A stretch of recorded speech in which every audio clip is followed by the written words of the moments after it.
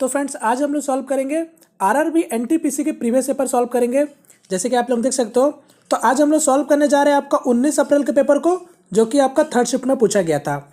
और ये मेरा एनटीपीसी का सेट नंबर होगा 16। इससे पहले हम लोगों ने 1 से लेकर 15 सेट तक आपका ऑलरेडी सॉल्व कर लिया। आज मेरा 16 सेट नंबर होगा। तो जिनको नहीं पता या फिर जो लोग चैनल से नए जुड़ रहे हैं, एक बार आप लोग प्लेलिस्ट चेक कर लेना। प्लेलिस्ट में आपको सारा वीडियो मिल जाएगा, जितना भी अभी तक मैंने आपको एनटीपीसी का प्रीवियस पेपर सॉल्व कराया, ठीक है। साथ में आपको ग्रुप डी के एग्जाम का भी मिल जाएगा, एएलपी एग्जाम का भी मिल जाएगा, आरआरबी जेईई एग्जाम का भी मिल जाएगा। सारे एग्जाम के प्रीवियस पेपर आपको डिस्क्रिप्शन बॉक्स में मैं आपको लिंक दे दूंगा, वहां से आप सारे प्लेलिस्ट को एक बार चेक कर सकते हो, ठीक है। तो चलिए आज का सेशन को मैं यहाँ पर स्टार्ट करता हूँ बिना किसी टाइम वेस्ट के। तो ये रहा फ्रेंड मेरा आज का पहला क्वेश्चन। तो चलिए आप लोग मुझे बताइए इसका आंसर क्या होगा। और यहाँ पास जैसे कि आप लोग मुझे बोलते हो कि मैं क्वेश्चन को आपका इंग्लिश में भी रखूँ, तो यहाँ पास मैं केवल इतना ही बोलता हूँ कि देखो अब तो मैंने क्वेश्चन भी आपका इंग्लिश में रखना स्टार्ट कर दिया है। तो यहाँ पास इतना ही केवल बोलूँगा कि देखो आप लोगों के लिए अगर सेशन 1% भी अगर आपके लिए हेल्पफुल होता है तो वीडियो को ज़्यादा से ज़्यादा लाइक करो और शेयर करो, ठीक है, ताकि मैं इस चीज़ को आगे भी आपके लिए कंटिन्यू रख सकूँ। और यहाँ पास मैंने खुद आपका यूट्यूब से पूछा था कि मेरे चैनल की जो ग्रो है वो क्यों आपका कम हो गई। तो मुझे खुद आपका यूट्यूब की तरफ से मैसेजेस आया था कि आपका जो चैनल में जो आपके व्यूवर्स है वो 60% ऐसे व्यूवर्स है जो आपका केवल वीडियो को देखते हैं और कुछ करते नहीं है, और अपने स्टडी बाजार फैमिली से केवल 40% व्यूवर्स का ही केवल रिस्पॉन्स होता है। तो यहाँ पर मैं केवल इतना ही बोलना चाहता हूँ कि देखो मैं कभी आपको बोलता नहीं हूँ कि ये सब लाइक करो, शेयर करो, ये सब करो, वो सब आप खुद करते थे। बट यहाँ पास इतना ही बोलूँगा कि अगर आपको सेशन आपको जो पसंद आता तो उसको कम से कम एटलीस्ट लाइक शेयर किया करो। और यकीन मानिए जो चीज़ मैं आपको प्रोवाइड करा रहा हूँ ना, वो चीज़ आपको पेड में भी नहीं मिलेगा। आप एक बार खुद से एक बार पेड देख के आ जाओ, ठीक है। तो इसलिए मैं बोलूँगा फ्री की चीज़ है तो यहाँ पर ऐसा मत करो कि कदर मत करो, ऐसा नहीं करना चाहिए, ठीक है। मैं जो चीज़ प्रोवाइड करा रहा हूँ वो आप जिस दिन एग्जाम दे के आओगे तब खुद ही आप बोलोगे। तो इसलिए बोलता हूँ वैल्यू देना सीखो, ठीक है। और कुछ बात नहीं है, बात बाकी तो आप लोग सब कुछ समझदार हो। चलो कोई बात नहीं, क्वेश्चन की ओर आते हैं अब आपका। तो आज का पहला क्वेश्चन आपसे पूछा गया है, यहाँ पास आपको इसका मान ज्ञात करना है, ठीक है। यानी आपको ये आपसे पूछा इसका फाइंड द वैल्यू। ये आपका मल्टीप्लाई का साइन है तो आपको इसका वैल्यू बताना है। बताओ इसका आंसर क्या होगा। अब देखो यहाँ पास आपको समझ आ गया होगा ये क्या है, 99,999। आपको इसको डायरेक्ट से मल्टीप्लाई नहीं करना है। अगर आप यूनिट डिजिट भी देखोगे तो क्या हो जाएगा, 9 5 45, यानी 5 आपका यूनिट डिजिट में होना चाहिए, जो कि सभी में आपका है। अगर लास्ट 2 डिजिट भी निकालोगे तो भी आपको दिख जा रहा है, लास्ट 3 डिजिट भी अगर निकालना चाहोगे तो भी यहाँ पर आपको दिख जा रहा है। तो यहाँ पर आपको क्या करना पड़ेगा, आपको मल्टीप्लाई करना पड़ेगा। बट आपको पूरा से मल्टीप्लाई नहीं करना। आप यहाँ पर देख के समझ गए होंगे, यहाँ पर मैं क्या लिख सकता हूँ, आपका 99,999 है तो मैं 1,00,000 में अगर आपका 1 माइनस कर दूंगा तो ये मेरा क्या बन जाएगा, 99,999। तो बस एक बार मैं इससे मल्टीप्लाई कर लेता हूँ, एक बार इससे मल्टीप्लाई कर लेंगे, फिर इसको लेस कर देंगे। यही तो था इसका। यानी मैं कह सकता हूँ 5231,405 और 5 टाइम 0 लगा देंगे। यहाँ तक तो सबको क्लियर है। अब आपका 1 टाइम्स इसको लेस कर देंगे तो यहाँ से मेरा क्या हो जाएगा, आपका 5231,405। अब आपको यहाँ से सब्ट्रैक्ट करना, 10 से 5 जाएगा 5, 9 का 9, 9 से 4 जाएगा 5, 9 से 1 जाएगा 8, 9 से 3 जाएगा 6, और यहाँ से आपका 4 से 2 जाएगा 2, 10 से 5 जाएगा 5, और ये 3, और 5231।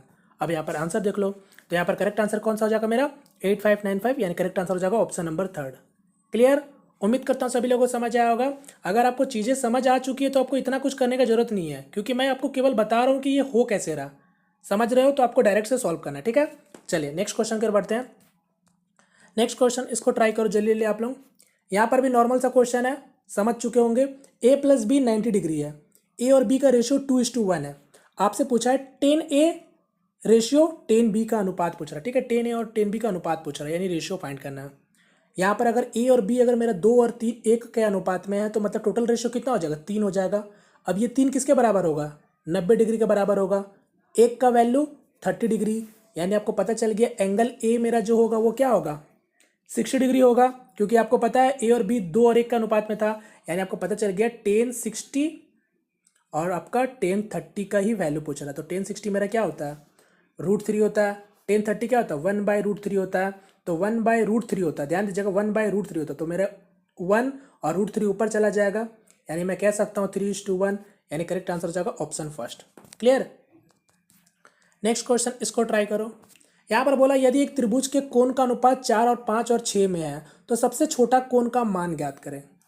यानी आपका 4 रेशियो 5 रेशियो और 6 रेशियो में है। तो आपको पता है कोई भी ट्रायंगल का सम कितना होता है, 180 डिग्री का होता है। तो यहाँ पर 4 और 5 9, और 9 और 6 15, यानी 15 रेशियो 180 के बराबर है। तो एक का वैल्यू क्या हो जाएगा, 12 डिग्री हो जाएगा। आपसे सबसे छोटा पूछा था, तो सबसे छोटा रेशियो जो होगा वही छोटा एंगल होगा, यानी 12 चौके 48। Correct answer option number second. Clear. Next one, इसको देखो, यहाँ पर बोला सुमित के वेतन में 40% की कमी की गई है और उसके बाद उसमें 40% की वृद्धि की गई है।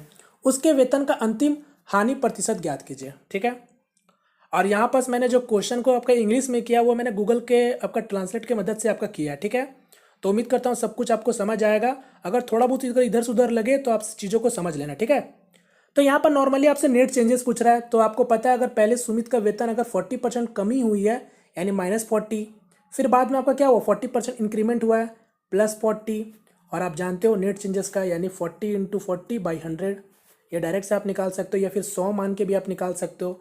तो यहाँ पर मेरा क्या हो जाएगा 40 ± खत्म, और यहाँ पर क्या हो जाएगा 1600 यानी -16। अब ये माइनस का मतलब क्या होता है कि आपका ये घटा है। ठीक है, नेट जो चेंजेस हुआ है वो आपका घटा है फाइनली, तो 16% का लॉस हुआ होगा। तो correct answer option number first. ठीक है, चलिए नेक्स्ट क्वेश्चन इसको ट्राई करो, ये भी नॉर्मल सा है। उम्मीद करता हूँ सभी लोगों को समझ आ रहा होगा क्वेश्चन। ये कंडीशन दे रखा है इफ में, आपसे फाइंड द वैल्यू, इसका मान ज्ञात करने बोला है। ध्यान से देखो, ये रूट के अंदर में क्या है 4a + 3b + 4c का वैल्यू पूछा है। बताओ, बहुत अच्छा क्वेश्चन है। आपको मैं बहुत बार बताया हूँ कि देखो कभी भी अगर अलजेब्रिक सम = 0 है, यानी कोई भी स्क्वायर के टर्म में अगर आपका कोई अलजेब्रिक सम अगर आपका 0 के बराबर है यानी 0 के इक्वल है, तो आपको क्या करना है 0 के साथ हर वैल्यू को आपका इक्वेट कर दो। यहाँ से मैं कह सकता हूँ यहाँ पर आपका 2a - 3 = क्या हो जाएगा 0, तो a का वैल्यू नहीं निकल जाएगा 3/2 मतलब 3/2। उसी तरीके से यहाँ पर भी क्या हो जाएगा b = 5/3 हो जाएगा। c का वैल्यू यहाँ पर क्या हो जाएगा 7/4 हो जाएगा। बोलो क्लियर है, तो बस अब पुट करके आप आंसर निकालो। मैं हटाता हूँ यहाँ पास, तो यहाँ पर मेरा क्या हो जाएगा √4 × a का वैल्यू क्या हो जाएगा 3/2 हो जाएगा, +3 × 5/3 हो जाएगा, +4 × 7/4। तो 4 से 4, 3 से 3, 2 से 2 यानी 3 2 6, 6 + 5 + 7। अंडर में 6 5 11, 11 7 18, 18 मतलब क्या होता है 9 × 2, 9 × 2 मतलब मैं बोल सकता हूँ 3:2 मतलब 3√2। करेक्ट आंसर हो जाएगा ऑप्शन नंबर डी। क्लियर। आप देख सकते हो जो मैंने ए का वैल्यू निकाला, आप खुद यहाँ पर पुट करके देखना, क्योंकि यहाँ पर कोई भी क्या होगा इंटीजर का स्क्वायर क्या वो आपका पॉजिटिव में हो जाएगा, पॉजिटिव में। तो ये वैल्यू कब पॉसिबल होगा जब आप इसको 0 के साथ इक्वेट करोगे तो भी। ठीक है, चलो नेक्स्ट क्वेश्चन कर बढ़ते। फिलहाल ये भी नॉर्मल सा है, यहाँ पर आपको कंडीशन दे रखा है, आपसे बी और सी का अनुपात पूछ रहा है। ठीक है, तो यहाँ पर क्या हो जाएगा a/b हो जाएगा, यानी ये आपको 6/5 दे रखा है। यहाँ पर आपको a और c का अनुपात क्या दे रखा है 4 और 6 दे रखा है। अब आपसे पूछा है b और c का रेशियो। आप देखो यहाँ पर a कितना है 6, यहाँ पर a कितना है 4, तो दोनों को बराबर कर लेंगे। 3 से यहाँ भी गुना करेंगे, यहाँ से भी गुना करेंगे, यहाँ आपका 2 से गुना करेंगे और यहाँ भी 2 से गुना करेंगे, क्योंकि हम लोग क्या कर रहे हैं इसको बराबर कर ले रहे हैं। तो 12 यानी 6 और 4 कैल्शियम क्या हो जाएगा 12। बात समझ रहे हो, तो ऐसे आपको इक्वल करना है। तो बस अब आप देख सकते हो यानी 5 2 10 और 6 3 18, यानी बी और सी का रेशियो पूछा था, यानी 10/18। सॉल्व करोगे तो क्या हो जाएगा 5/9। Correct answer third. तो आप लोग फटाफट आंसर देते चलिएगा। ठीक है, नेक्स्ट क्वेश्चन बोला 7 प्रश्नों का मध्य 18 है, एक और प्रेक्षण को शामिल किया गया तो और नया मध्य 18.5 हो जाता है, तो 8वें प्रेक्षण का मान बताओ, यानी 8 ऑब्जर्वेशन का वैल्यू पूछ रहा है। जैसा चाहो वैसा बना सकते हो, यानी 7th का अगर आपको दे रखा है मतलब 7 प्रेक्षणों का मध्य अगर 18 दे रखा है, एक को शामिल करने से क्या हो रहा है मध्य में देखो कितना हो गया 18.5 हो गया, यानी कितना का इंक्रीमेंट हो गया 0.5 का इंक्रीमेंट हो गया। आप कह सकते हो यानी जो मेरा एक जो आपका ऑब्जर्वेशन आया है उसका वैल्यू कितना रहा होगा, जाहिर सी बात है 18 से ज़्यादा रहा होगा, तभी तो आपको ऑब्जर्वेशन में जो आपका मीन है वो वैल्यू आपका बढ़ जा रहा है। यानी मैं कह सकता हूँ 18 तो रहा होगा, प्लस आपका कितना बढ़ा है 0.5 से बढ़ा है। कितने लोग हैं 8 लोग हैं, तो 8 लोगों में अगर 0.5 बढ़ेगा तो कितना होगा 4 ही बढ़ेगा, यानी मैं कह सकता हूँ 8 18 और 4 22, यानी 22 आपका होगा। Correct answer option number third. Clear. Next one, अब एक क्वेश्चन आपसे ये पूछा गया था, यहाँ पर मैं हल्का बता देता हूँ, क्वेश्चन में थोड़ा गलती दिया हुआ था। ये यहाँ पर पूरक कोण नहीं होगा, ठीक है, यानी कॉम्प्लीमेंट्री एंगल नहीं होगा, यहाँ पर सप्लीमेंट्री एंगल होगा, यानी समपूरक कोण होगा। आपसे पूछा था 113 डिग्री 25 मिनट का संपूरक कोण बताओ क्या होगा। आप जानते हो संपूरक कोण मतलब जिसको बोलते हैं हम लोग सप्लीमेंट्री एंगल, दो एंगल का सम कितना होता है 180 डिग्री होता है। कॉम्प्लीमेंट्री एंगल जिसको हम लोग बोलते हैं पूरक कोण, पूरक कोण दो एंगल का योग कितना होता है 90 डिग्री होता है। तो यहाँ पर आप देख सकते हो 113 डिग्री 25 मिनट। तो ये आपको बताना है इसका दूसरा जो कोण होगा वो कितना होगा, यही आपसे क्वेश्चन है पूछा है। तो अभी तो मैंने बताया दो एंगल का सम मेरा क्या होता है 180 होता है, कब, ये सप्लीमेंट्री में, ठीक है। तो यहाँ पर आपको अगर एक एंगल अगर आपको इतना दे रखा है तो दूसरा आपको वही बताना है कितना होगा। तो आपको पता होना चाहिए यहाँ पास एक रिलेशन कि मेरा 1 डिग्री कितना होता है, 1 डिग्री मेरा 60 मिनट के बराबर होता है, जो कि आपको दिख रहा होगा 25 डैश इस तरीके से दिख रहा होगा। अगर डबल डैश लग जाता तो उसका मतलब वो सेकंड को रिप्रेजेंट करता है, और आप जैसे भी जानते भी होंगे 1 मिनट 60 सेकंड के बराबर होता है। तो यहाँ पर 113 डिग्री 25 मिनट है, तो यहाँ पर थोड़ा कंफ्यूज करने के लिए यहाँ पर आपको 25 मिनट में दे रखा है, तो टेंशन वाली बात नहीं है। यहाँ पर मैं क्या मान लेता हूँ कि 180 में से लेस करेंगे 113 डिग्री 25 मिनट, तो यहाँ पर मैं क्या करता हूँ 114 मानता हूँ इसको। तो 180 में से 14 जाएगा तो कितना हो जाएगा आपका 66 बच जाएगा।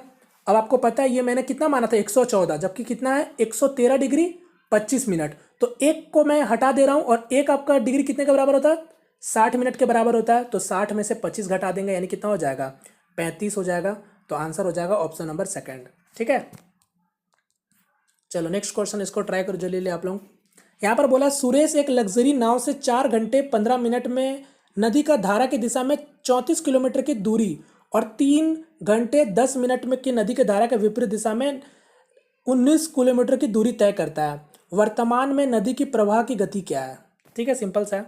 यहाँ पर क्या बोल रहा है सुरेश कोई है जो कि आपका लग्जरी नाव से 4 घंटे 15 मिनट में नदी की धारा का दिशा में 34 किलोमीटर ट्रैवल कर रहा है, समझ रहे हो, यानी नदी के मतलब नदी के जो धारा है उसी के दिशा में ट्रैवल कर रहा है, यानी मैं कह सकता हूँ डाउन स्ट्रीम स्पीड ट्रैवल कर रहा है। अब आपको पता है डाउन स्ट्रीम स्पीड यानी आपका क्या होता है speed equal to distance by time. कितना डिस्टेंस ट्रैवल कर रहा है 34 का मतलब 34 किलोमीटर डिस्टेंस ट्रैवल कर रहा है कितने समय में 4 घंटा 15 मिनट, यानी 15 मिनट मेरा क्या हो जाएगा घंटा के बराबर में मतलब 1/4 हो जाएगा। यानी मैं कह सकता हूँ टोटल टाइम कितना लग जाएगा आपका 4 चक्के मतलब 1 4 चक्के 16 और 17 यानी 17/4, 4 आपका ऊपर चला जाएगा तो मैं काट लेता हूँ डायरेक्ट से, यानी 4 2 8 यानी 8 किलोमीटर प्रति घंटा होगा उसका धारा के दिशा में नाव का स्पीड। अब अप स्ट्रीम भी दे रखा है आपको क्योंकि बोला है क्या धारा के विरुद्ध में 19 किलोमीटर आपका वो नाव चलता है कितने समय में 3 घंटा 10 मिनट में। तो यहाँ पर भी क्या हो जाएगा डिस्टेंस बाई स्पीड, तो यहाँ पर मेरा डिस्टेंस कितना ट्रेवल कर रहा है 19 किलोमीटर कितने समय में 3 घंटा 10 मिनट में, यानी 19 और यहाँ से आपका क्या हो जाएगा 19/6 यानी 6 ऊपर चलेगा 19 से 19 कैंसिल, यानी स्पीड पता चल गया 6 किलोमीटर प्रति घंटा। अब आप जानते हो डाउन स्ट्रीम स्पीड भी आपके पास है और अप स्ट्रीम स्पीड भी आपके पास है। आपसे पूछा क्या था, आपसे पूछा था धारा का गति, तो क्या करेंगे दोनों का अंतर और 2 का भाग, यानी 8 में से 6 जाएगा 2 और 2 का आधा 1, यानी करेक्ट आंसर क्या हो जाएगा ऑप्शन नंबर 3। अगर आपसे पूछता 9 का स्पीड तो दोनों को जोड़कर 2 से भाग देते, ठीक है।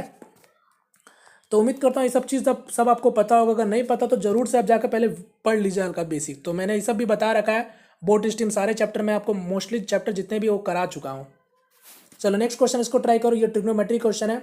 tan a plus cot a equal to 2 दे रखा है और tan 3a plus cot 3a का वैल्यू पूछ रहा है।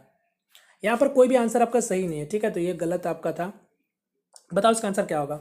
आपको बिना सॉल्व किए आप बता सकते हो कि अगर tan a और cot a अगर 2 है तो इसका मतलब एंगल a कितना होगा, जरूर आपका 45 डिग्री होगा। ये तो आपके दिमाग में ही क्लिक कर गया होगा, तभी तो tan 45 1 और cot 45 1, यानी 1 + 1 क्या हो गया 2 के बराबर हो गया। ये क्लियर है सभी को। तो बस एंगल का वैल्यू पता चल गया 45 डिग्री। तो यहाँ पर क्या है tan 3 है, यानी मैं कह सकता हूँ tan 135 डिग्री है यहाँ पास, और यहाँ पास क्या cot 135 डिग्री है। अब tan 135 डिग्री क्या होता है 90 + 45 डिग्री, यानी मैं माइनस में तो होगा ही होगा, यानी -1 यहाँ से वैल्यू निकलेगा और -1 यहाँ से वैल्यू निकलेगा, यानी -2। करेक्ट आंसर होगा -2। क्लियर। चलो नेक्स्ट क्वेश्चन। और यहाँ पर आपको समझ आ गया ना, या तो फिर अब मत बोलेगा कि मैं डायरेक्ट क्यों किया हूँ। तो यहाँ पर आप समझ रहे हो, यहाँ पर tan a और cot a आप किसी को भी बदल लो, किसी में भी cot को tan a बदल लो tan 90 - थीटा cot थीटा, या फिर cot 90 - थीटा tan थीटा, दोनों क्या हो जाएगा tan 2 है। tan 2 है मतलब यहाँ पर 2 tan है, तो मैं 2 से कट जाएगा, तो tan का वैल्यू 135 डिग्री पर ही होता है, ठीक है। चलो नेक्स्ट क्वेश्चन इसको ट्राई करो। यहाँ पर बोला है कि एक वितरण का मध्य 22 है और मानक विचलन 10 है, तो विचरण गुणांक का मान क्या होगा।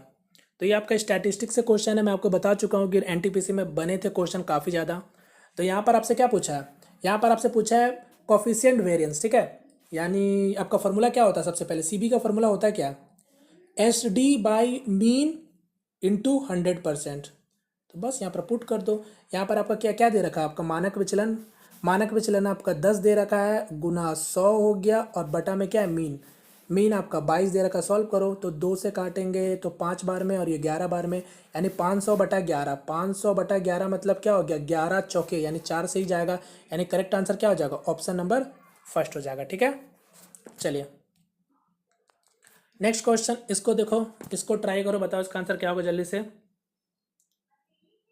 यहाँ पर आपका क्या है 374, ये मल्टीप्लाई का साइन है, ठीक है। यहाँ भी मल्टीप्लाई का साइन है और ये माइनस का साइन है, तो ये सिंपली है 374 आप कॉमन ले लोगे तो अंदर में क्या बच जाएगा 374 और माइनस में 174, यानी 0 0 3 से एक जाएगा 2, बस सॉल्व कर लो। 0 0 तो लग जाएगा, 4 2 8 7 2 14 3 2 6 7, यानी 748 correct answer option number third. चलिए नेक्स्ट क्वेश्चन, इसको ट्राई करो जल्दी से, बताओ इसका आंसर क्या होगा। यहाँ पास यहाँ पर क्या बोल रहा है आपका, यहाँ पर बोल रहा है त्रिभुज पी क्यू आर इस प्रकार है कि पी आर 12 सेंटीमीटर, त्रिभुज क्यू आर त्रिभुज एक्स वाई जेड का समान है। यदि X Y 20 centimetre, Y Z 28 centimetre है, तो पी क्यू और क्यू आर का अनुपात ज्ञात करें। यानी कोई दो ट्रायंगल दे रखा है जो कि दोनों आपको बोला है सिमिलर है, यानी ये पी हो गया, ये क्यू हो गया, ये आर हो गया, ये एक्स हो गया, ये वाई हो गया, ये जेड हो गया, सब कुछ आपको दे रखा है। पी आर दे रखा है 12, यानी ये आपको 12 दे रखा है। एक्स वाई दे रखा है 20, यानी ये आपको 20 दे रखा है। वाई जेड दे रखा है 28। आपसे पूछा क्या था, पी क्यू अनुपात क्यू आर पूछा था, ध्यान दीजिएगा, पी क्यू अनुपात क्यू आर पूछा था। तो पी क्यू जो मेरा है मैं इसको एक्स मान लेता हूं, और क्यू आर जो है मैं उसको वाई मान लेता हूं। बोलो क्लियर है सभी को। अब आपको क्या पूछा था, यही तो पूछा था, एक्स और वाई का अनुपात पूछा था। तो यहाँ पर आप जानते हो सिमिलरिटी, तो सिमिलर दोनों आपका ट्रायंगल सिमिलर है तो सिमिलर का प्रॉपर्टी लगा दो, खत्म। तो यहाँ पर मेरा क्या हो जाएगा, P Q by X Y, तो यहाँ पर मैं डायरेक्ट लिख रहा हूँ, ठीक है, एक्स बाई 20 हो जाएगा equal to Q R by Y Z, तो यहाँ पर क्या हो जाएगा वाई बाई 28। अब वाई अगर नीचे लेके आएंगे जब क्या हो जाएगा, X by Y equal to यहाँ पर क्या हो जाएगा 20/28 हो जाएगा, यानी 2 से काटोगे तो ये 10 बार में, ये आपका 14 बार में, फिर और 2 से काट लो, ये 5 बार में, ये 7 बार में, यानी इसका करेक्ट आंसर क्या हो जाएगा 5 और 7, यानी correct answer option number first, ठीक है। चलिए नेक्स्ट क्वेश्चन, एक धनराशि साधारण ब्याज के दर पर 10 वर्षों में स्वयं का 3 गुना हो जाती है, तो ब्याज वार्षिक दर ज्ञात करें। यानी रेट पूछा है, तो रेट पूछा क्या करोगे, रेट इक्वल टू क्या होता है मैं बता चुका हूँ, n-1/100/t। कुछ भी पूछे, रेट पूछे, टाइम पूछे, और कैसे भी पूछे, आप यहाँ पर बिना कंफ्यूज का बना सकते हो, या फिर खुद से भी 100 मानोगे, फिर उसका मान लेना 3 गुना में 300 हो रहा है, जैसा चाहो वैसा बना सकते हो। तो कितना हो जा रहा है आपका राशि, 3 गुना हो जा रहा है। 3 गुना मतलब n का वैल्यू 3, तो 3 से एक जाएगा 2, यानी 2 गुना 100 200, और कितने समय में 10 साल में, यानी 200/10, यानी क्या हो जाएगा 20%, यानी करेक्ट आंसर हो जाएगा ऑप्शन डी। नेक्स्ट क्वेश्चन, इसको देखो, एक क्वेश्चन आपसे ये पूछा गया था, if x equal to X by Y का वैल्यू भी दे रखा था, y का सिंपल सा आपसे वैल्यू पूछा था। क्वेश्चन समझ गए, बताओ। देखो ये x का वैल्यू दे रखा है और ये आपका एक्स वाई भी दे रखा है, आपसे y का वैल्यू पूछा है। अब ध्यान से देखो, x बाई वाई यानी यही वाला चीज़ आपको दे रखा है, ध्यान से समझना, a-5, इसमें बनाने की भी जरूरत नहीं था, ये मैं केवल दिखा रहा हूँ कि करना हो क्या रहा है। इतना दे रखा था और साथ में x का वैल्यू दे रखा था। जब आपको x का वैल्यू दे रखा था तो यहाँ पर मैं x का वैल्यू पुट कर सकता हूँ, और थोड़ा सा x का वैल्यू को थोड़ा सा निहार के देखो आप, थोड़ा सा यहाँ पर खुद ही आपको समझ आएगा, a² - b² के फॉर्म में है, a² - b² के फॉर्म में आपको दिख रहा है कि नहीं दिख रहा है। अगर मैं यहाँ पर स्टेप बाय स्टेप लिखूँ तो ये मेरा क्या हो जाएगा, यहाँ पर a² - 25 हो जाएगा, और नीचे चला जाएगा a² - 36 चला जाएगा, और ये y का y इधर ही रहेगा, और यहाँ पास a-5 एज इट इज उतर जाएगा a-6 के साथ। अब मुझे बताओ ये यहाँ से मैं काट सकता हूँ कि नहीं काट सकता हूँ, क्योंकि आपको पता है a² - b² के फॉर्म में आ रहा है। ये 36 भी क्या, a² - 6², तो यानी ये यहाँ से ये भी कट जाएगा, यानी आपके पास बचेगा क्या, केवल पॉजिटिव में ही बचेगा वैल्यू, और ये y मेरा ऊपर चला जाएगा, तो मतलब y का वैल्यू क्या आ गया, a+5 आ जाएगा, एक तो a+5 आ जाएगा, और एक तो a+6 आ जाएगा, जो कि इसका आंसर देखोगे तो करेक्ट आंसर ऑप्शन नंबर 3 ही दिखेगा। क्लियर, मैं फिर से बोल रहा हूँ, चीज़ों को समझोगे तो बनाने का जरूरत नहीं है, मैं केवल स्टेप लिख रहा हूँ ताकि सभी लोगों को समझ आए कि मैं कर क्या रहा हूँ, वरना एक सेकंड नहीं लगेगा, ऐसे ऐसे करके मैं आंसर निकाल सकता हूँ। यहाँ पर देखो क्या बोला है कि 6 लड़के या 10 लड़कियाँ एक काम को 25 दिन में कर सकते हैं, 12 लड़के 30 लड़कियाँ उसी काम को करने में कितने दिन लेंगे, बता दो। यानी आपको बोला है क्या यहाँ पर कि 6 लड़के यानी 6 बॉयज़ इक्वल टू 10 गर्ल्स के बराबर है। यानी आप यहाँ से कह सकते हो 3 बॉयज़ आपका 5 गर्ल्स के बराबर होगा, क्योंकि दोनों लोग आपका 25 दिन में ही काम को खत्म कर रहे हैं। अब आपसे पूछा क्वेश्चन में कि 12 लड़के और 30 लड़कियां उसी काम को कितने दिन में खत्म करेंगे। तो देखो इस टाइप के क्वेश्चन को आप जैसा भी चाहो वैसा बना सकते हो। नॉर्मली आप जानते हो M1D1 आप डायरेक्ट से भी बना सकते हो या फिर दोनों का टोटल वर्क निकाल के भी बना सकते हो, आपकी मर्जी है। बात समझ गए। तो यहाँ पास अगर मैं आपको बताऊँ बिना M1D1 से तो आप कैसे करोगे। यहाँ पर देखो ये बॉयज़ हो गया, ये गर्ल्स हो गया, यानी उनके बीच में रेशियो क्या आ गया, 5 और 3 का आ गया इफिशियंसी। यानी एक लड़का 5 काम करेगा और एक लड़की 3 काम करेगी। तो आप पहले टोटल वर्क निकाल लो, 6 लड़के 25 दिन में काम को खत्म कर रहे हैं। यानी मैं कह सकता हूँ एक लड़का 5 काम करेगा तो 6 लड़के मिलकर कितने काम करेंगे, 30 काम करेंगे, और ये लोग 25 दिन तक काम करेंगे। यानी टोटल वर्क निकल के आ गया मेरे पास। अब यही टोटल वर्क को तो ये लोग मिल के करेंगे, यानी 12 लड़के और 30 लड़कियाँ। तो 12 लड़के, एक लड़के कितने काम करेंगे, एक लड़के 5 काम करेंगे तो 12 लड़के 60 काम करेंगे। 30 लड़कियाँ, एक लड़की 3 काम करेगी तो आपका यहाँ से आपका मतलब 3 लड़की है अगर, मतलब सॉरी 30 लड़कियाँ अगर एक एक लड़की 3 काम करेगी तो 30 लड़कियाँ कितने काम करेंगी, 90 काम करेगी। यानी 90 + 60 यानी 150। बस इसी 150 को आपको बताना था कि वो लोग कितने दिनों तक में काम खत्म करेगी। तो 30 से काटेंगे 5 बार में, 5 से काटेंगे 5 बार में, यानी आंसर हो गया ऑप्शन नंबर सेकंड। चलिए नेक्स्ट क्वेश्चन। यहाँ पर बोला यदि एक जनसंख्या का मानक विचलन 12 है तो जनसंख्या का प्रसारण क्या होगा। ठीक है, प्रसारण पूछा यानी आपसे फिर से वेरिएंस पूछा है, तो फिर से इसका भी रिलेशन आपको पता होना चाहिए। SD यानी स्टैंडर्ड डिवीजन इक्वल टू क्या होता है, वेरिएंस, अंडर रूट वेरिएंस के बराबर होता है। तो यहाँ पर आपसे पूछा क्या था, वेरिएंस पूछा है। तो SD कितना हो गया, यानी मानक विचलन आपको 12 दे रखा है और ये रूट में हो गया आपका वेरिएंस, तो स्क्वायर कर देंगे तो क्या हो जाएगा, 12 का स्क्वायर 144, यानी वेरिएंस इक्वल टू हो गया 144। तो क्वेश्चन में कुछ भी आपसे पूछा जा सकता है, बट बस आपको ये याद होना चाहिए। चलिए नेक्स्ट क्वेश्चन, इसको ट्राई करो।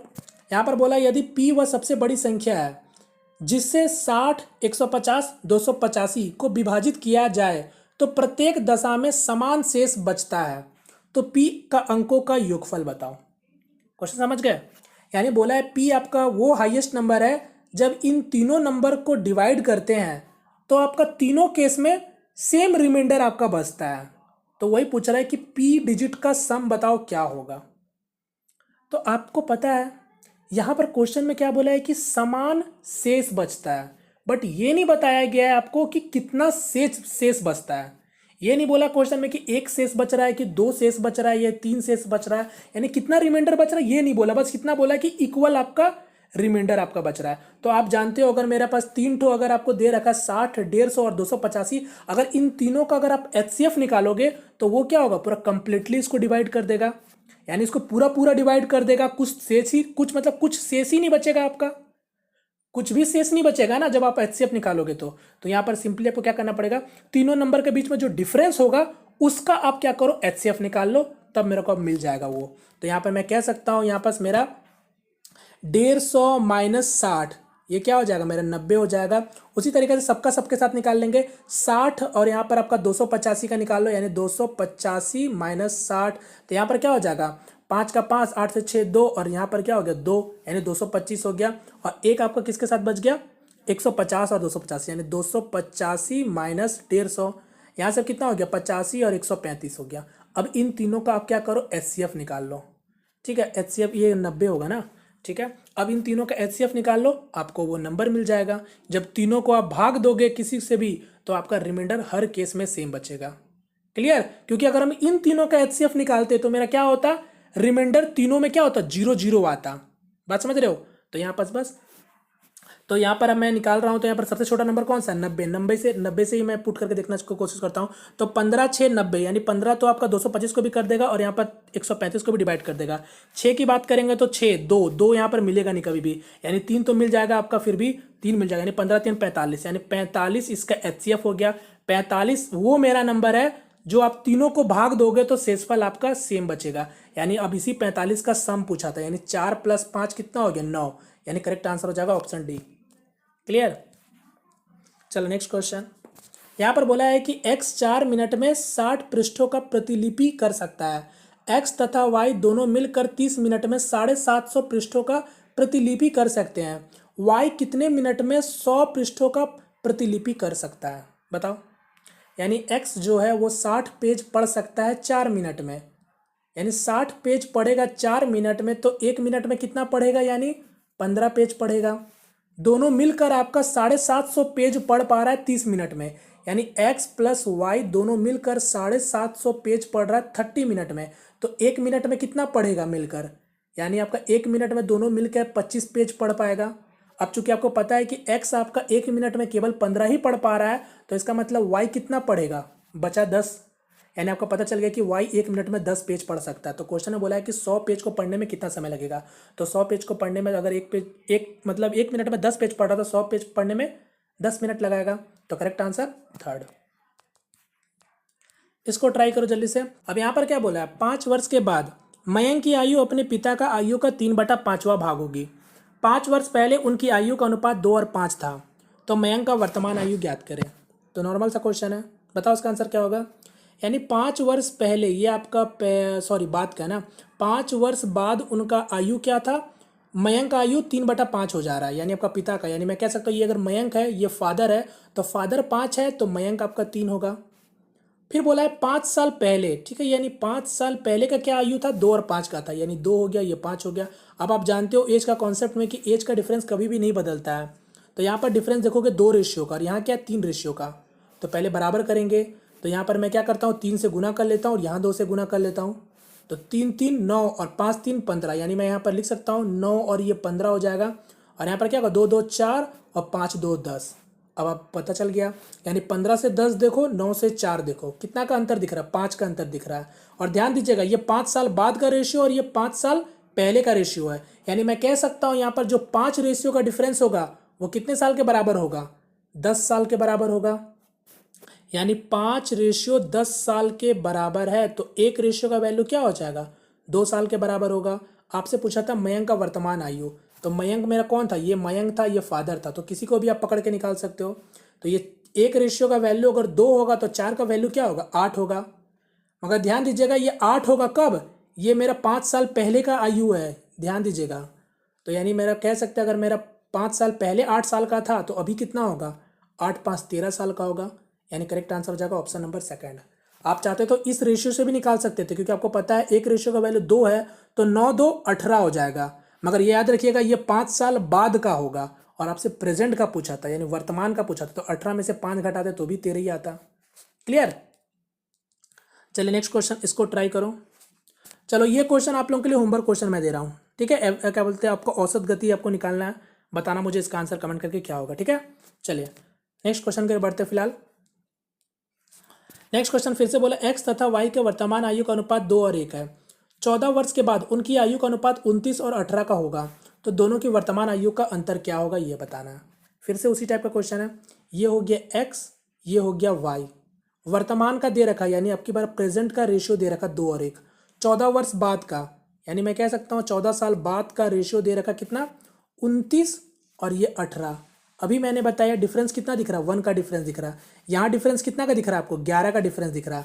तो क्या करेंगे, पहले इक्वल करेंगे, यहाँ पर 11 से मल्टीप्लाई कर देते हैं और यहाँ 1 से मल्टीप्लाई करेंगे, तो 11 2 22 और 11 कम 11, यानी 11 2 22 हो गया और यहाँ पर 11 हो गया। और यहाँ पर क्या हो जाएगा, एज इट इज उधर जाएगा 29 और ये 18 हो जाएगा, ये x हो गया, ये y हो गया। बोलो क्लियर है। अब आप देखोगे डिफरेंस कितना का दिख रहा है, 11 से 18 हो रहा है, 22 से 29 हो रहा है, तो 7 रेशियो का डिफरेंस दिख रहा है। अब ये प्रेजेंट से देखो, प्रेजेंट में 11 रेशियो है और यहाँ पर क्या हो गया, 18 हो गया, तो मैं कह सकता हूँ 7 रेशियो किसके बराबर होगा, 14 साल के बराबर होगा, क्योंकि 14 साल का अंतर है ना प्रेजेंट से, तो 7 रेशियो 14 साल के बराबर होगा। तो यहाँ से मेरा 1 रेशियो का वैल्यू क्या निकल जाएगा, 2 निकल जाएगा। तो बस आपसे क्या पूछा था, अंतर पूछा था प्रेजेंट में। तो देखो 1 रेशियो का वैल्यू क्या है मेरा, 2 साल के बराबर है, 1 रेशियो का वैल्यू 2 साल के बराबर है, तो प्रेजेंट में क्या रेशियो था, 22 और 11, यानी कितना का डिफरेंस दिख रहा है, 11 का डिफरेंस दिख रहा है। और मेरे को पता है 1 रेशियो का वैल्यू 2 साल है, तो 11 रेशियो का वैल्यू क्या होगा, 22 साल, यानी करेक्ट आंसर हो जाएगा ऑप्शन फर्स्ट।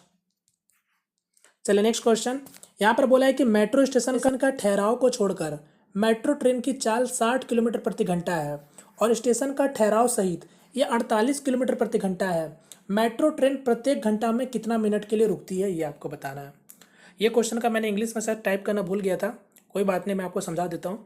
बोल रहा है कि कोई ट्रेन है, मेट्रो ट्रेन है, एक्सक्लूडिंग, ठीक है, एक्सक्लूडिंग स्टॉपेज, जो ट्रेन का स्पीड है वो आपका 60 किलोमीटर प्रति घंटा है। यानी बिना किसी स्टॉपेज का जो ट्रेन का स्पीड है वो आपका 60 किलोमीटर प्रति घंटा है। और बोल रहा है कि इंक्लूडिंग स्टॉपेज, ठीक है, स्टॉपेज के साथ जो ट्रेन का औसत गति है वो आपका 48 किलोमीटर प्रति घंटा है। तो क्वेश्चन में सिंपली ये पूछा है कि मेट्रो ट्रेन का प्रत्येक घंटा यानी हर घंटा वो कितने मिनट के लिए रुक रहा, ये आपसे क्वेश्चन में पूछा है। ठीक है, तो आपको पता है अगर ट्रेन का स्पीड आपका बिना किसी स्टॉपेज का अगर 60 किलोमीटर प्रति घंटा चल रहा है और स्टॉपेज के साथ उसका औसत गति अगर 48 किलोमीटर प्रति घंटा का हो रहा है, तो देख लो स्पीड में कितना का डिफरेंस हो रहा है, 12 का डिफरेंस हो रहा है। अब यही 12 60 में आप कंसिडर करोगे, यानी मैं कह सकता हूँ कि हर घंटा उसको 1/5 घंटा के बराबर रुकना पड़ रहा है। तो 1/5 घंटा, तो इसको मिनट में चेंज करेंगे तो 60 से गुना करेंगे, यानी मैं कह सकता हूँ कि हर घंटा वो 12 मिनट रुक रहा। तो करेक्ट आंसर क्या हो जाएगा, ऑप्शन नंबर 3 हो जाएगा। क्लियर, ये तरीका होता है। अगर आपको बेसिक से बनाना तो बेसिक से भी आप बना सकते हो। यहाँ पर आपको क्या करना है, 60 हो गया, ये आपका 48 हो गया, दोनों का आप टोटल डिस्टेंस निकाल लो। टोटल डिस्टेंस निकाल लोगे तो आप फिर यहाँ से टाइम निकाल लेना, फिर यहाँ से टाइम निकाल लेना, दोनों टाइम में देख लेना कितना का टाइम है, फिर आपको बताना है कि वो कितना घंटा रुक रहा है पर घंटा, फिर उस हिसाब से आप उसको डिवाइड कर देना। तो ये बेसिक्स है जो कि आपको करना नहीं है। ठीक है, चलो नेक्स्ट क्वेश्चन, इसको ट्राई करो। यहाँ पर बोला जॉन 4 पुराने ट्रैक्टर 2 लाख रुपए में खरीदता है। उसने इन चारों ट्रैक्टर में रख रखाव और मरम्मत में कुल 3 लाख रुपए खर्च किए। यदि वो 4 ट्रैक्टर में से एक ट्रैक्टर पहले ही 1 लाख रुपए में बेच देता है तो 40% का कुल लाभ प्राप्त करने के लिए बाकी 3 ट्रैक्टर का औसत विक्रय मूल्य क्या होगा। समझ गए, यानी कोई जॉन है, ठीक है, जॉन इब्राहिम समझ लो आप थोड़ा देर के लिए। कोई जॉन है, वो आपका 2 लाख रुपए में 4 ट्रैक्टर खरीद रहा है, यानी आपका 4 ट्रैक्टर 2 लाख रुपए में खरीद रहा है। उसमें 3 लाख रुपए क्या किया, वो मेंटेनेंस के लिए लगा दिया, ठीक है, रिपेयर करने में लगा दिया, यानी टोटल कितना पड़ गया उसका, 5 लाख पड़ चुका है। आप जानते हो क्योंकि वो आपका जो मेंटेनेंस लगाया तो अपना कॉस्ट प्राइस में ही ना उसको ले लेगा। अब क्या बोल रहा है कि 40% का उसको प्रॉफिट चाहिए टोटल में से। तो ये 5 लाख का 40% होता है कितना, 2 लाख होता है। यानी आप कह सकते हो टोटल उसको 7 लाख रुपए में अब आपका ट्रैक्टर को बेचना है। क्वेश्चन में बोल रखा है कि वो एक ट्रैक्टर को पहले ही 1 लाख रुपए में बेच चुका है। तो जब 1 लाख रुपए में जब पहले बेच चुका है तो इसका मतलब अब उसको और 6 लाख रुपए में बेचना है। कितने ट्रैक्टर, 3 ट्रैक्टर। तो वही पूछा था कि एक ट्रैक्टर का क्या कीमत होगा, तो 3 ट्रैक्टर 6 लाख रुपए में बेचना, तो एक ट्रैक्टर को 2 लाख में बेचेगा, यानी करेक्ट आंसर क्या हो जाएगा, ऑप्शन नंबर 3। चलो नेक्स्ट क्वेश्चन, इसको ट्राई करो। यहाँ पर क्या बोला, एक आदमी ने 2 टीवी सेट 47,908 रुपये में खरीदा। उसने एक टीवी को 17% के लाभ पर तथा दूसरे को 11% के हानि पर बेचने से उसे पूरा लेन देन में ना तो लाभ हुई और ना कोई हानि हुई। तो प्रत्येक टीवी का क्रय मूल्य बताओ क्या होगा। समझ गए ना क्वेश्चन, बताओ इसका आंसर क्या होगा। इस क्वेश्चन का आंसर मेरे को लगता है 6 सेकंड में आप दे दोगे, क्योंकि नॉर्मल सा जो क्वेश्चन बोला है वो ऑप्शन से ही आपको पता चल जाएगा। क्योंकि कोई आदमी है 2 टीवी सेट खरीद रहा है 47,908 में, आपको बोला है कि एक टीवी को वो 17% का लाभ में बेच रहा है और दूसरे को वो 11% के हानि में बेच रहा है, और टोटल ट्रांजैक्शन में उसको ना तो कोई प्रॉफिट हुआ ना तो कोई लॉस हुआ है। तो पहला तो अगर आप उसको बनाना चाहो तो आप एलिगेशन मेथड लगा सकते हो। ये 17% का लाभ में बेच रहा, ठीक है, प्रॉफिट में बेच रहा, तो प्लस का साइन दे दो, और ये 11% का हानि में यानी माइनस का साइन दे दो, और ओवरऑल क्या हुआ, ना तो प्रॉफिट ना तो लॉस। तो बस यहाँ से आप निकाल सकते हो, यानी मैं कह सकता हूँ 0 माइनस 11 यानी 11 हो जाएगा, और यहाँ 17 माइनस 0 यानी 17 हो जाएगा। यानी ये इसी अनुपात में दोनों टीवी खरीदे गए होंगे, 11 और 17 के अनुपात में। तो आप निकाल सकते हो 11-17 के अनुपात में। मगर आपको पता है कि अगर ये दोनों टीवी का कीमत मेरा 47,908 रुपये है, तो आप यहाँ पर ऑप्शन में अगर आप चेक करोगे तो केवल ऑप्शन 2 ही आपको ऐसा मिलेगा जो कि आपको वो पूरा वैल्यू 47,908 रुपये आपको होंगे। तो इसको बनाने का भी जरूरत नहीं था। करेक्ट आंसर फिलहाल क्या हो जाएगा, ऑप्शन नंबर 2 हो जाएगा। ठीक है, तो ये जरूरी नहीं है कि हर केस में आपको डायरेक्ट ऐसे आसानी से मिल जाए, नहीं मिलेगा तो कोई बात नहीं, ऐसे आप फिर रेशियो निकाल लोगे। क्लियर, चलिए नेक्स्ट क्वेश्चन कर बढ़ते हैं। नेक्स्ट क्वेश्चन, इसको ट्राई करो। यहाँ पर बोला है वह बड़ी से बड़ी संख्या ज्ञात कीजिए जिसे 270, 675 और 1215 के विभाजित किया जाए तो प्रत्येक दशा में समान शेष बचता है। फिर से उसी टाइप का क्वेश्चन है, जैसा चाहो वैसा सॉल्व कर सकते हो। यहाँ पर भी आप फिर आपको ये नहीं बताया कि रिमाइंडर कितना बच रहा है, बस इतना बोला है कि वो आपका हर केस में वो सेम बच रहा। तो यहाँ पर भी वही करेंगे, क्या करेंगे, नॉर्मली आपका डिफरेंस का HCF निकाल लेंगे हम लोग। तो 270 मतलब 675 माइनस 270, तो यहाँ पर क्या हो गया 504 यानी 405 हो गया। यहाँ पर अगर निकालना चाहो तो 1215 माइनस 675, तो 5 से 5 जाएगा 0, 11 से 7 जाएगा 4, और यहाँ पर 11 से 6 जाएगा 5 यानी 540। फिर और एक ठो बच रहा है ना, देखो अब आपको यहाँ पर मैं बताता हूँ, यहाँ पर आपको इसको लेने का जरूरत नहीं है, या फिर आप निकाल ही लो, लेकिन वरना कभी कभी गलत हो जाता है। ये 1215 माइनस 270 ना, ठीक है। तो 5 का 5 हो गया, और 11 से 7 जाएगा आपका क्या हो जाएगा, 11 से 7 जाएगा 4 हो जाएगा, 11 से 2 जाएगा 9, यानी 945। अब यहाँ पर आप थोड़ा सा अगर आप ऑप्शन का हेल्प ले लोगे तो आपको बहुत हेल्प मिलेगा, क्योंकि इन्हीं का HCF मेरा क्या होगा, आंसर होगा। तो यहाँ पर अगर मैं देख रहा हूँ तो यहाँ पर देखो 45 को अगर मैं कंसिडर करता हूँ तो 45 से अगर आप देखोगे तो ये 405 क्या 45 से आपका डिविजिबल है, देखो तो ये आपका डिविजिबल है, ठीक है, 45 से डिविजिबल हो जाएगा। हालांकि यहाँ पर आप नंबर भी देखोगे ऑप्शन में, तो ये 45 135 का मल्टीपल में है, 45 आपका क्या है 75 का मल्टीपल में नहीं, यानी ये 45 और 135 आपका, अगर 45 तो नहीं होगा, अगर होना है तो 135 ही हो जाएगा। यहाँ पर अगर आप चेक करना चाहो तो यहाँ पर 270 को अगर हम चेक करते हैं, क्योंकि बड़ा नंबर वही है, तो 270 का अगर आप देखोगे तो 270 405 को डिवाइड नहीं करेगा, यानी ये आपका कभी ऑप्शन हो नहीं सकता। 75 की बात करेंगे तो 75 का डबल कितना होता है 150, यानी ये 150 भी कभी किसको डिवाइड नहीं कर सकता, यानी ये भी नहीं होगा।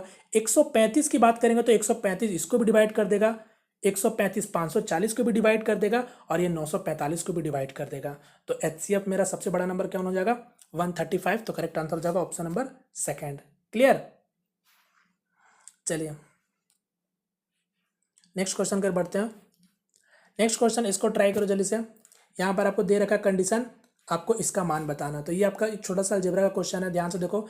x² + 1/4x का होल स्क्वायर, क्वेश्चन इसी तरीके से दे रखा है, 19/2 दे रखा है, और आपसे इतना का वैल्यू पूछ रहा है, ठीक है। इतना का वैल्यू क्या पूछ रहा है 2x - 1/2x। ये क्वेश्चन आपको CHSL में पूरा एकदम डायरेक्ट हूबहू ऐसे ही देखने को मिला होगा, अगर आपको याद हो तो यहाँ पर देख सकते हो 2016 का क्वेश्चन, जो कि अभी का पेपर में जाके पूछे जा रहे हैं इस तरीके से। यहाँ पर देखो आपको वैल्यू इतना का बताना है, ठीक है, 2x - 1/2x का वैल्यू बताना है। तो आप ये देख रहे हो फॉर्मेशन आपको दिख भी रहा होगा, आपको क्या करना है, यहाँ पर मुझे क्या करना है, इसका एक स्टेप बैक लेके जाएंगे। तो बैक ले जाने में आपको यहाँ पर थोड़ा कंफ्यूज हो जाएगा, क्योंकि अब की बार आपका यहाँ पर कॉफिशिएंट है x का, तो ध्यान दीजिएगा। तो यहाँ पर मैं स्टेप बाय स्टेप लिख दे रहा हूँ, x² + 1/4x का होल स्क्वायर को मैं ऐसे ही रख देता हूँ। यहाँ पर मैं क्या कर रहा हूँ, माइनस कर रहा हूँ, ठीक है, -2 × x × 1/4x। तो x से x कैंसिल, यानी मैं एक्स्ट्रा क्या लिया हूँ, केवल मैं एक्स्ट्रा 1 + 2 लिया हूँ, जिसको मैं आपका ऐड कर दे रहा हूँ। क्लियर है यहाँ तक सभी लोगों को, इक्वल टू 19/2 हो जाएगा। अब आप जानते हो ये क्या, ये किसके बराबर हो गया, यहाँ से देखो ध्यान से, ये मेरा किसके बराबर हो गया, x - 1/4x का होल स्क्वायर के बराबर हो गया। ये आधा वहाँ चला जाएगा, यानी 9.5 में से आधा जाएगा तो क्या होगा 9, यानी 9 हो गया। यानी आप कह सकते हो कि x - 1/4x का वैल्यू क्या हो जाएगा मेरा 3 हो जाएगा। बोलो यहाँ तक सबको क्लियर है। आपसे किसका वैल्यू पूछा था, इसका वैल्यू पूछा था। थोड़ा सा ध्यान से देख लो क्वेश्चन को, मैं इसको हटाता हूँ, इतना काफ़ी होगा। वैल्यू आपको समझ भी आ गया होगा, अगर आपको दिख गया होगा कि क्या आपका आगे होगा स्टेप, तो कुछ आपको करना नहीं। फिर इसके बाद यहाँ पर अगर मैं इतना का वैल्यू आ गया, तो अगर मैं इसको LCM लूँगा तो क्या हो जाएगा 4x² - 1/4x हो जाएगा, इक्वल टू 3 हो जाएगा। यहाँ पर मेरे को वैल्यू कितना, इसका वैल्यू चाहिए, तो अगर मैं इसको सॉल्व करता हूँ तो यहाँ पर क्या हो जाएगा 4x² - 1/2x हो जाएगा। ध्यान दीजिएगा, ये 4x को अगर मैं वहाँ भेज दूँ तो ये क्या हो जाएगा, इधर आ जाएगा, यानी ये खत्म हो गया। तो इतना का वैल्यू क्या आ गया 12x आ गया। अब मैं इसका जगह पे 12x नहीं लिख सकता हूँ, 12x और नीचे क्या था 2x, तो x से x कैंसिल, 2 से काटोगे 6 बार में, यानी correct answer option number first. चलिए नेक्स्ट क्वेश्चन इसको ट्राई करो। यहाँ पर बोला है कि कोई नंबर है जो कि दे रखा है 15 के पावर में 300 को 16 से विभाजित करता है तो शेष कितना बचेगा, यानी रिमाइंडर आपसे पूछ रहा है कितना बचेगा। तो रिमाइंडर थ्योरम से क्वेश्चन आपके बने हैं NTPC में थोड़ा बहुत, तो बताओ फिलहाल। तो आपको पता है ये 15 के पावर में क्या है 300, तो ये तो सिंपल से आपको देख रखा है नंबर 1 ग्रेटर देना है। तो यहाँ पर मैं अगर इसको कैसे लिख सकता हूँ 16 - 1 लिख सकता हूँ, और पावर में 300 का 300 ही रहेगा। 16 को 16 से डिवाइड करेंगे तो रिमाइंडर कुछ नहीं बचेगा। क्या बच गया यहाँ पर 1/16। 1/16 अगर मैं 1 को अगर भाग देता हूँ 16 से तो रिमाइंडर क्या बचेगा, 1 ही बचेगा, चूंकि माइनस में है आपका। अब आपको पता है ये माइनस में है और पावर में क्या है आपका, इवन पावर है, तो माइनस माइनस जितना भी करेंगे तो क्या होगा, फाइनली आपका पॉजिटिव में ही रहेगा, यानी इसका रिमाइंडर क्या होगा, 1 ही बचेगा। तो करेक्ट आंसर हो जाएगा ऑप्शन नंबर सेकंड। ठीक है, चलो नेक्स्ट क्वेश्चन इसको ट्राई करो। और ये मेरा शायद आज का लास्ट क्वेश्चन है, देख लेता हूँ मैं, ये मेरा आज का लास्ट क्वेश्चन है। हाँ, ये मेरा आज का लास्ट क्वेश्चन। अब आप लोग इसको ट्राई करो, बताओ इसका आंसर क्या होगा। ये मेरा 29 नंबर शायद क्वेश्चन होगा। यहाँ पर क्या बोला, राजन एक पेन ड्राइव 910 रुपये में 30% के लाभ पर बेचता है तथा दूसरी 180 रुपये में 10% के हानि में बेचता है, तो उसे कुल लाभ या हानि बताओ कितना हुआ है। तो बता दो, अगर वो 910 रुपये में बेच रहा है जिसमें उसको 30% का लाभ हो रहा है, यानी मैं कह सकता हूँ 130% का वैल्यू 910 के बराबर है, यानी 100% का वैल्यू क्या हो जाएगा आपका 700 हो जाएगा। यानी उसका पेन ड्राइव का कीमत कितना है 700। दूसरा पेन ड्राइव को वो 180 रुपये में बेच रहा है जिसको उसको 90% का हानि हो रहा है, यानी मैं कह सकता हूँ 90% का वैल्यू 180 के बराबर है, यानी 100% का वैल्यू क्या हो जाएगा 200 के बराबर हो जाएगा। यानी पेन ड्राइव का कीमत कितना हो गया 700 और 200 900 रुपये हो गया टोटल, ये सीपी हो गया। और बेचा कितना में था, एगो 910 रुपये में और एक तो 180 में बेचा था, यानी मैं कह सकता हूँ 0819 और 9110, यानी 1090 रुपये में पेन ड्राइव को बेच रहा, और कीमत कितना था 900 रुपये का कीमत था। तो कितने का फ़ायदा हो रहा, 190 रुपये का फ़ायदा हो रहा। तो बस 190 का वही तो प्रॉफिट परसेंटेज पूछा है, कितने रुपए का था 900 रुपये का था। सॉल्व कर लो, आपका आंसर जाएगा 0 से 0 कैंसिल, 0 से 0 कैंसिल, 9 से काटना काट दो, जैसे चाहो वैसा काट दो। 9 से काटेंगे 9 2 18, 1 और 0 यानी 21 से कौन ऑप्शन दिख रहा है 21.11%। करेक्ट आंसर क्या हो जाएगा ऑप्शन नंबर थर्ड। क्लियर, तो उम्मीद करता हूँ ये भी आपको समझ आएगा। तो चलिए इसी के साथ मेरा आज का ये सेट खत्म होता है। और यहाँ पास मैं जैसे कि बता चुका हूँ, डीआई में हम लोग एक ही बार जब भी आपका सॉल्व करेंगे आपका सारा डीआई क्वेश्चन आपका सॉल्व करेंगे, ठीक है।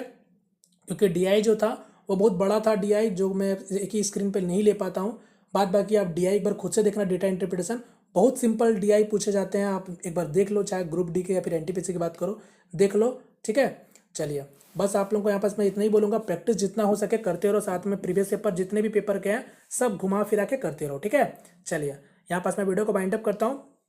सेशन पसंद आया होगा तो प्लीज़ वीडियो को लाइक करके अपना शेयर जरूर दिखाइएगा, और चैनल पहले दफा है तो फिर चैनल को सब्सक्राइब जरूर कर लीजिएगा, ठीक है। और अभी तक आप लोगों ने मेरा टेलीग्राम ग्रुप ज्वाइन नहीं किया तो जरूर से ज्वाइन करो, मैं आपको सारा लिंक डिस्क्रिप्शन बॉक्स में दे दे रहा हूँ, ठीक है। चलिए मिलते हैं अपने नेक्स्ट वीडियो में, तब तक के लिए जय हिंद जय भारत।